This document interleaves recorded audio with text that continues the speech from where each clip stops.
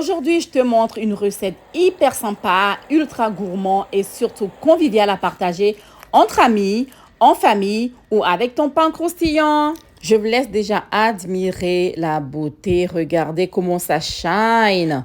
Et je l'ai accompagné avec mon piment noir, le piment noir de la gloire. Pour ceux qui sont intéressés par mon piment noir, n'hésitez pas à m'envoyer un message inbox. Ces beignets et le piment noir, je vous assure, c'est une pure dinguerie.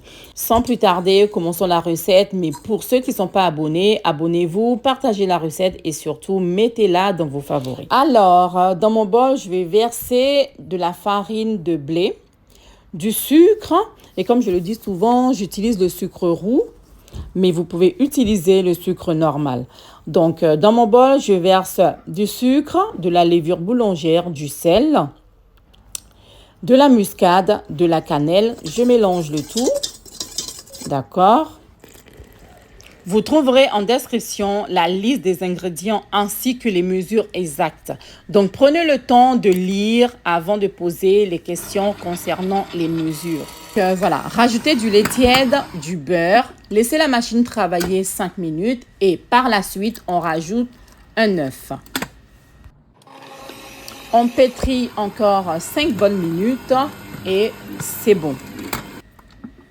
Là, vous devrez avoir une texture comme cela. À présent, je divise ma pâte en deux. Je garde l'autre moitié pour faire une autre recette. Et je vais maintenant diviser en plusieurs parties. Et je vais étaler ma pâte. Je vais l'étaler comme cela.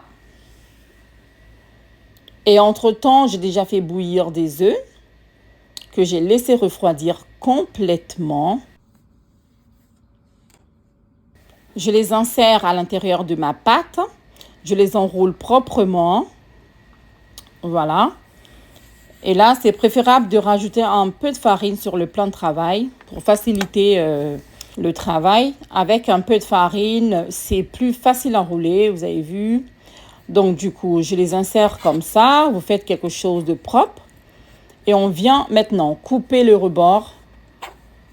Voilà. Nous sommes à présent à la troisième partie. Dans une poêle, je verse une quantité suffisante d'huile. Et je viens vérifier la température de l'huile avec 2 têtes d'ail. Et je vais très délicatement y déposer mes beignets. Voilà. Attention, l'huile n'était pas trop chaude. C'était juste assez chaud. C'était même pas vraiment trop chaud. Parce que si c'est trop chaud, comme je le répète souvent, ça va brûler à l'extérieur et à l'intérieur, non. Il y aura de la pâte crue et c'est pas ce qu'on veut. Donc voilà, l'huile doit être assez chaude. Oh là là, regardez comment ça shine, ça glow. Des beignets avec une couleur parfaite, une couleur bien dorée qui brille. Voilà. Donc la team, je compte sur vous pour partager un maximum cette recette. Si vous aimez ce que je fais et que vous aimez ma page, partagez la recette à d'autres personnes et mettez-la dans vos favoris. Donc regardez la beauté. Bisous.